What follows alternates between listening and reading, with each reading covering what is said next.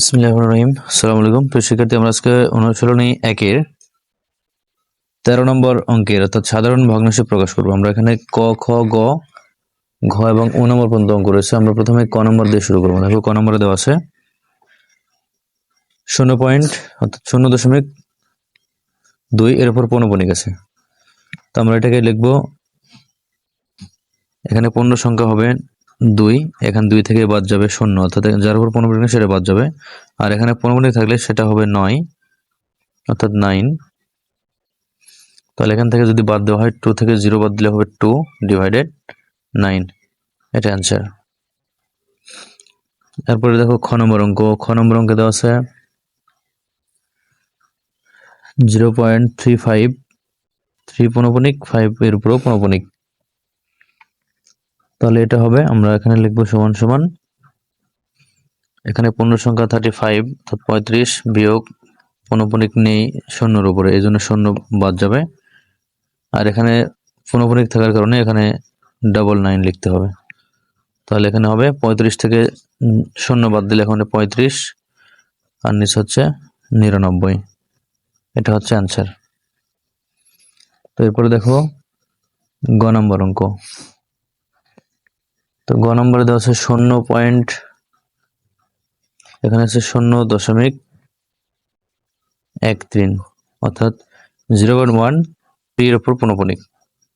তাহলে আমরা কিভাবে এখানে পূর্ণ সংখ্যা লিখব 13 মাইনাস 0.1 অর্থাৎ এখানে হবে 1, তাহলে আর নিচে হবে পৌনঃপুনিকের জন্য 9 এবং একটা সংখ্যার জন্য পয়েন্টের পরে এখানে পৌনঃপুনিক নেই, এই জন্য আমরা এখানে 0 নেব। তাহলে এখানে হবে 13 থেকে 1 বাদ দিলে হবে 12 ডিভাইডেড 19। তো আমরা এটাকে ভাগ করতে পারি, এটা ভাগ হবে 6 দ্বারা, 6 দ্বারা আমরা 12কে ভাগ করলে পাবো 2 এবং 6 দ্বারা 90কে ভাগ করলে পাবো 15। তাহলে এটা হবে 2 ডিভাইডেড 15, এটা অ্যান্সার। তো এরপরে দেখো ঘ নম্বর অঙ্ক। তো ঘ নম্বর অঙ্কে দেওয়া আছে 3.78 এর উপর পৌনঃপুনিক, 3.78 পৌনঃপুনিক। তাহলে এখানে হবে পূর্ণ সংখ্যা 378 মাইনাস পৌনঃপুনিক নেই 3 এবং 7 এর উপর, তাহলে 3 7 37 বাদ যাবে, এরপরে এখানে হবে 9 পৌনঃপুনিকের জন্য 9, আর এখানে পৌনঃপুনিক একটা সংখ্যার উপর নয়, এই জন্য হবে 0। তাহলে এখানে 378 থেকে আমরা যদি 378 থেকে আমরা যদি 37 বাদ দিই, তাহলে এখানে আসবে 341 অর্থাৎ 341 ভাগ 90।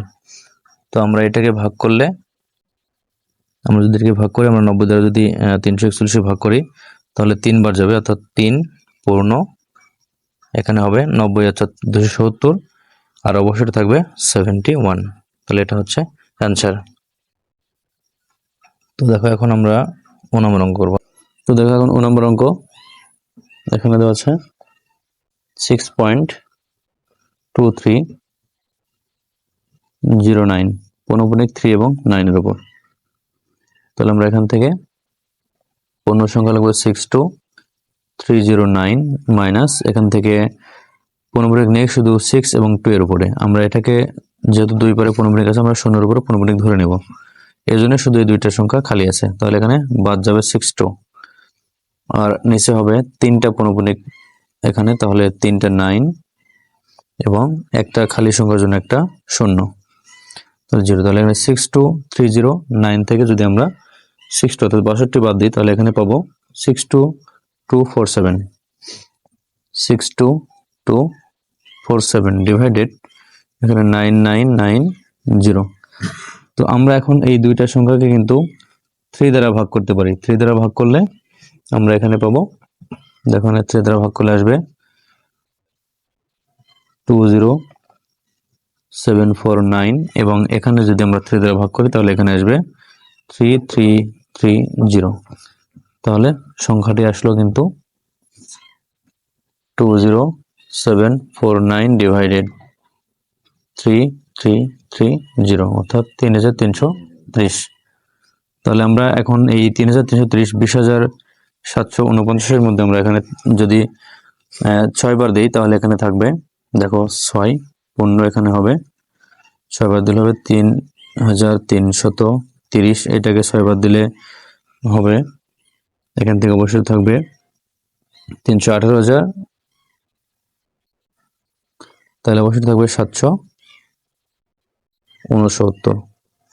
এটা হচ্ছে 9 নম্বরের অ্যান্সার। তো আজকে পর্যন্তই, ধন্যবাদ সবাইকে।